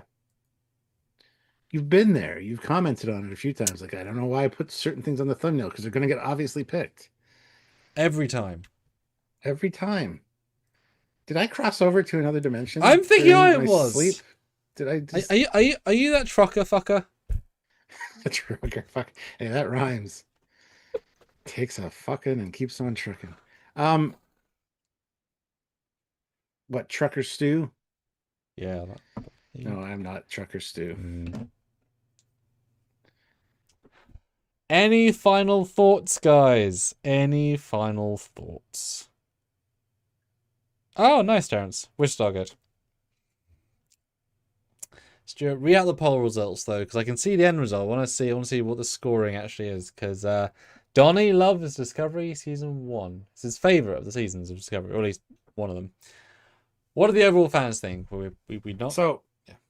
with 44 votes, the poll was Discovery season one a good quote unquote season of Trek, of TV and Star Trek? No wins with 86%. I feel like if I were Donnie, I'd feel personally attacked by you, Sam, because you made that poll. Yeah, I'm gonna do that poll on our YouTube as well to get more people. I'm Yeah, interested. I want a sample size. yeah. And Gorgonzola says Neelix is not annoying. He is lovely. I agree. I like Neelix quite a bit, and it wasn't the most annoying character. It was the worst character. Yeah, Nix is very human. I like Neelix a lot. Yeah, Well, they gave him so much variety of stuff. I mean, just all over the place in a good way, right? As you always say, to lose his lungs and to see death, it's like just yeah, wow. And to lose his girlfriend, who he was going to marry, and all that stuff, and yeah, hell poor of an guy. arc. Richard Lawlow, £5. How about you? History lesson on Chancellor Worf leading the Empire to finally defeating their mortal enemy, the Tribbles. Oh, the Great Tribble Hunts 2.0. Oh dear. Tribble storyline I could get behind, which Well, sounds I mean, we silly. had one in Prodigy. Yeah, we did. We even got a Bribble out of the deal. Part Tribble, part Bricknar. Jesus Christ, we did. That was a thing that happened.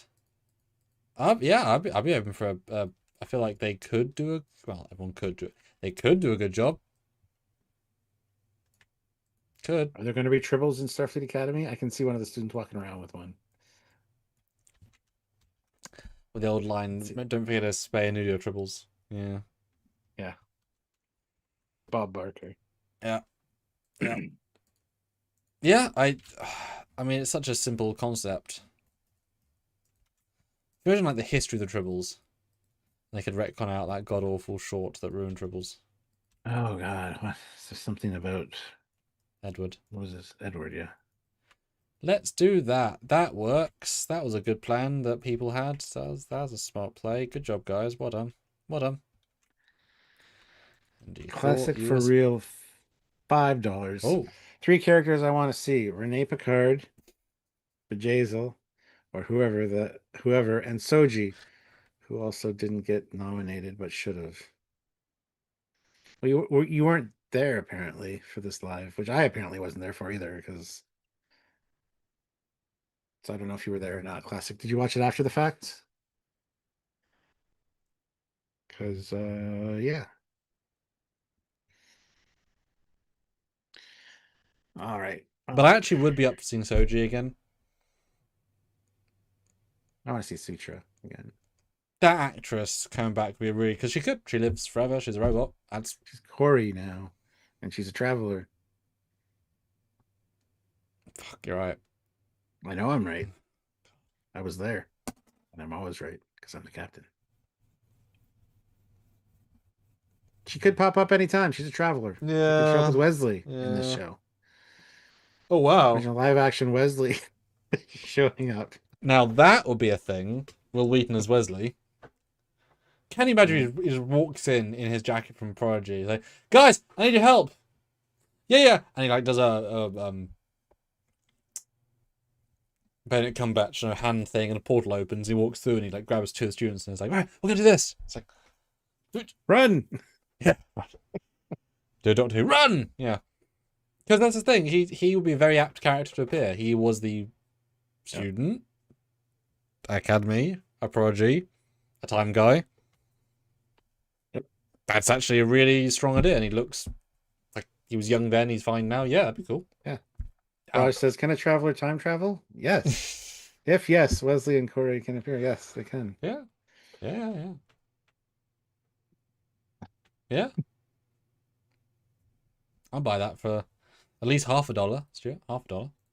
Well, inflation. I'd buy that for $500. It's 900 years in the future, after all. Gorgonzola, will there be exocomp cadets? Oh, fuck. I hope not.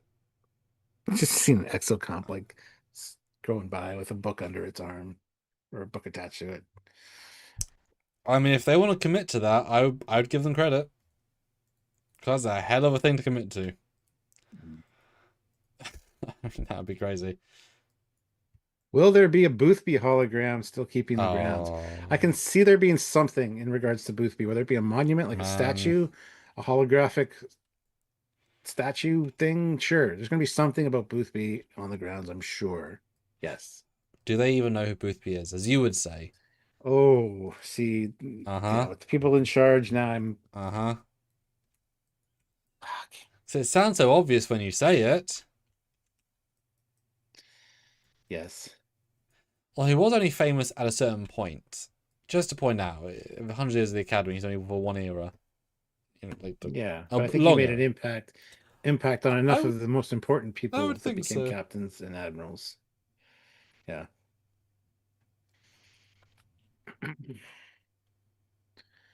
Yeah. Well, Yeah. I've run out of things to say. So, classic for real, $2, 8472 Undine Boothby. Yes.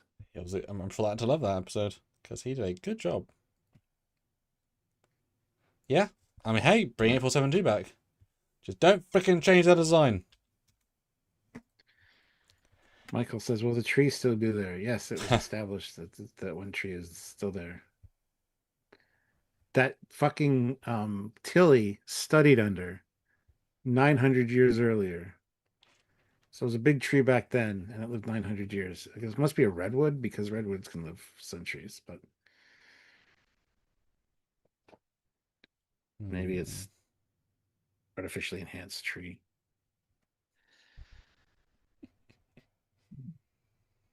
Hmm. Anyway, I think we're gonna call it there, guys. I'm just kind of done. I mean, yeah, pretty interesting though. Yep. Really interesting. We'll see. We'll see. It could be great. And hopefully we'll be. We'll be covering it. You better be watching. Or else. And let's see how many votes we have on our new YouTube poll. If anyone's noticed it in the last 3 minutes. 5 votes. No, 100%. We'll see I how don't that even see plays a out. poll. Yeah, on the YouTube. The page. The page Oh. page. Yes. Oh, gotcha. Because that'll get to everybody, not just the people here. Oh, we should do that more often then. We should. Never even thought of that. Yeah, I do it on my Trek shorts relatively often. Although numbers massively vary.